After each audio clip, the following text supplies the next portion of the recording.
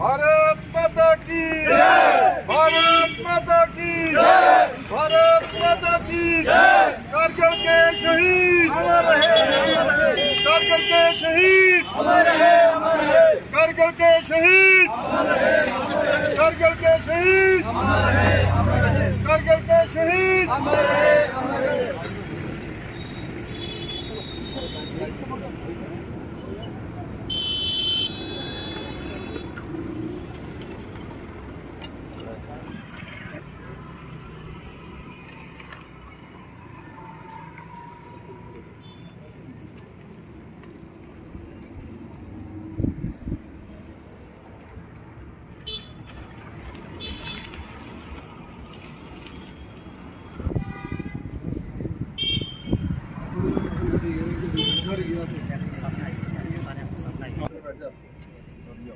भारत माता की जय, भारत माता की जय, भारत।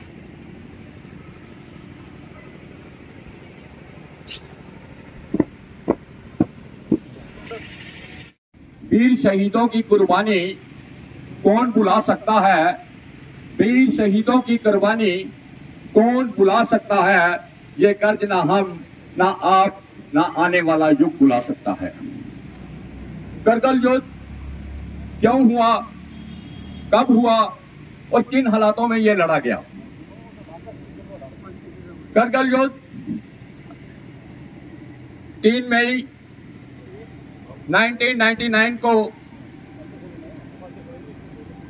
एक गडरिया, जिसका उस इलाके में अपना यौक, जो कि पहाड़ी इलाके का एक बैल होता है, पंजाब रेजिमेंट की गार्ड लगी हुई थी, उसने नायक बलविंदर सिंह ऑक्यूपाई कर रखी थी। अपने बोर्ड से बाहर अप्रॉक्सीमेट 1362 किसी की अपोजिशन पाकिस्तान के 1000 के जवान, जो तकरीबन जवान हैं, वो जख्मी हो गए। जाने का बाद वो ऊंची पहाड़ों पर बैठे।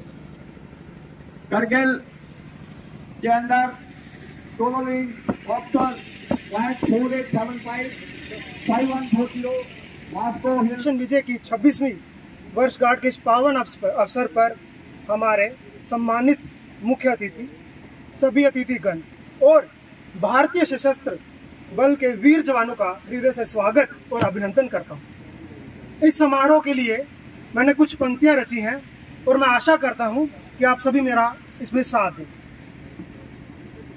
सर्दी में चोटी खाली था दोनों का वादा, सर्दी में चोटी खाली था दोनों का वादा, भारत पाक ने बांधा शांति का ये इरादा। अटल जी लाहौर गए, बस से लाए पैगाम, 2 देशों में बंद गया विश्वास का वो धाम। मई 1999 तोड़ा पाक ने भरोसा।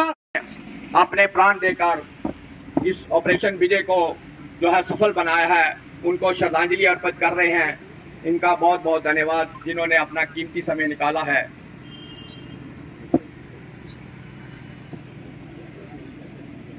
श्रद्धांजलि अर्पित करें एसपी शोभित सर, जो कि उन शहीदों को, जो 527 जवान शहीद हुए हैं, उनको श्रद्धांजलि अर्पित कर रहे हैं।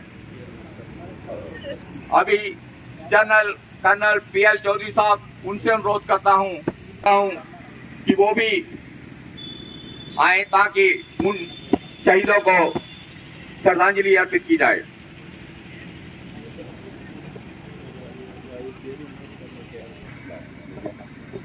अनुरोध है कि वो भी उन शहीदों को अपनी श्रद्धांजलि जो है अर्पित करें।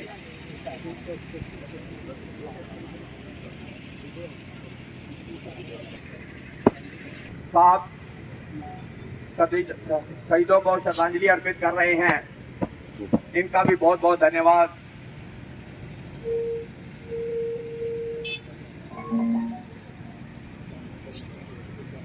कर्नल चाहल साहब उन शहीदों को श्रद्धांजलि दे रहे हैं जिनकी खातिर हम इन खुली हवाओं में, इन फिजाओं में बड़े आराम से घूम रहे हैं। ये उन शहीदों की बदौलत ही हम ये समागम, ये प्रोग्राम जो है कर सकते हैं, क्योंकि किसी न फर्जीदारी पुलिस डिपार्टमेंट से भी अनुरोध करता हूं कि वो भी स्टेज पर आए। प्रेसिडेंट सूबेदार सुहास साहब, उनसे भी अनुरोध है कि वो अभी पुलिस के जितने भी यहाँ पे स्टाफ आया हुआ है उनसे भी अनुरोध है कि वहां से फूल लेकर उन शहीदों को फूल अर्पित करें। और सभी वेटरन से भी अनुरोध है कि बारी बारी वो भी जो है अपनी श्रद्धांजलि चौकियों के ऊपर हमारे जवानों ने बड़ी बहादुरी से जो है वो लड़ाई लड़कर पाकिस्तान को पीछे हटने में मजबूर कर दिया। इस सोपाल नेगी और मेजर संजीव त्यागी, ये दोनों मियां बीबी इस करगिल युद्ध के अंदर इनका भी महान योगदान रहा। ऑनर्स रैप के अंदर मैं त्यागी कैप्टन यासिका त्यागी जी की बड़ी आन बान और शान की बात है।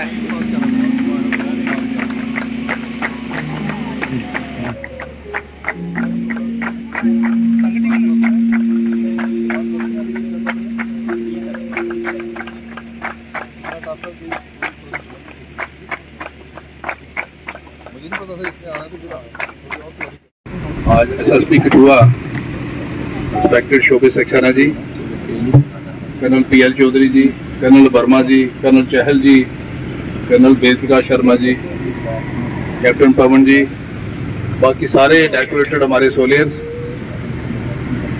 हमारे प्रोफेसर जयराम जी, और जो हमारा एक कैडेट मोहित इनंतिया जिसने माउंट एवरेस्ट स्केल किया पिछले दिनों, उसके साथ साथ हमारे सभी को मेरी तरफ से आज करगिल विजय दिवस की बहुत बहुत शुभकामनाएं।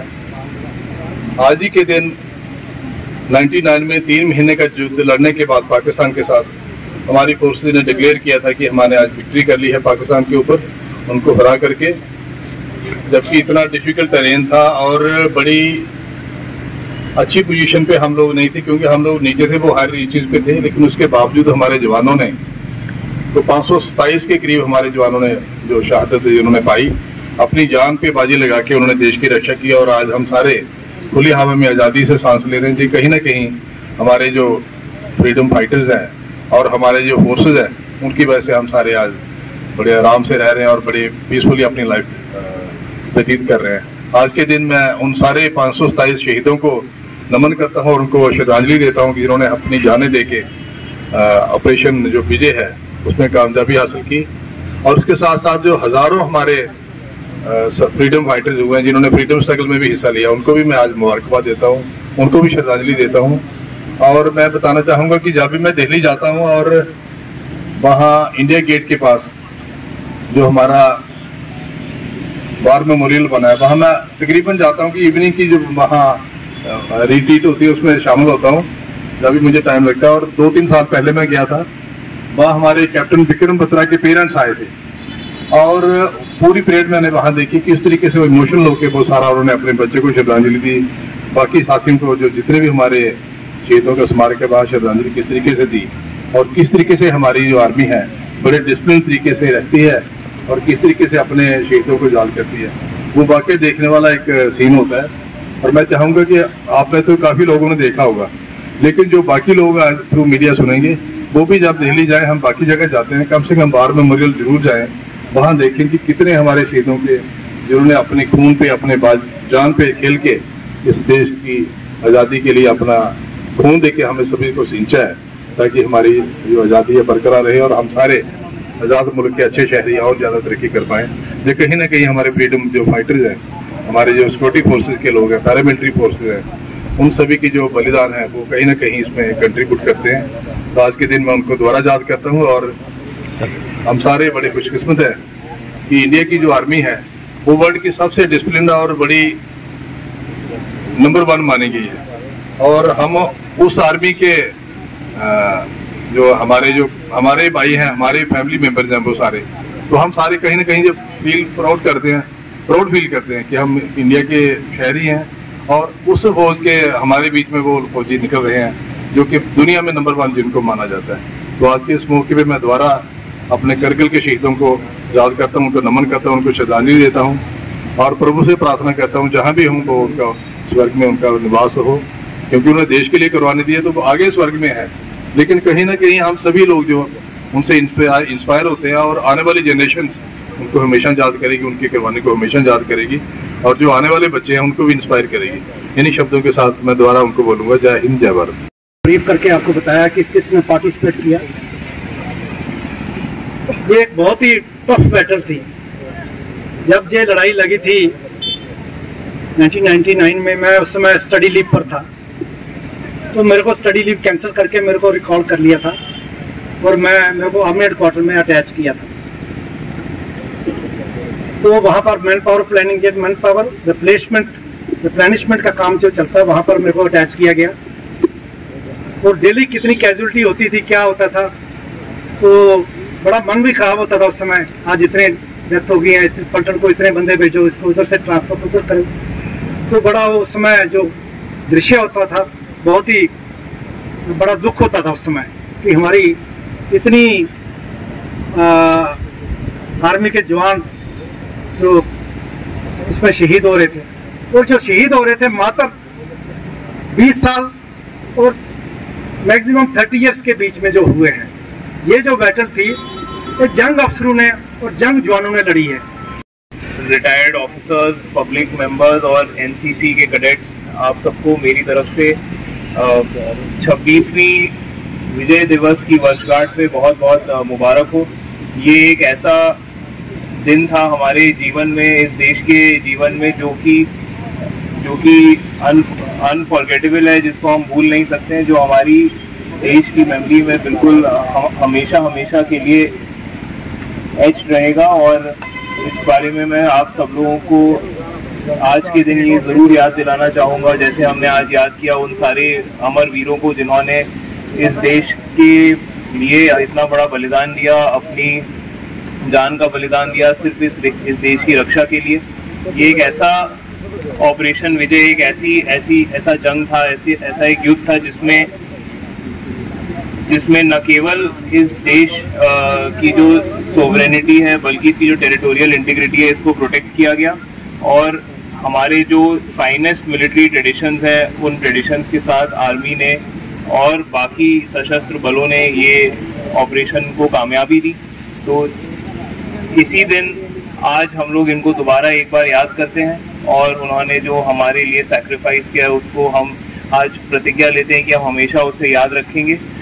इसी के साथ मैं अपनी वाणी को विराम देता हूँ। Thank you. जय हिंद।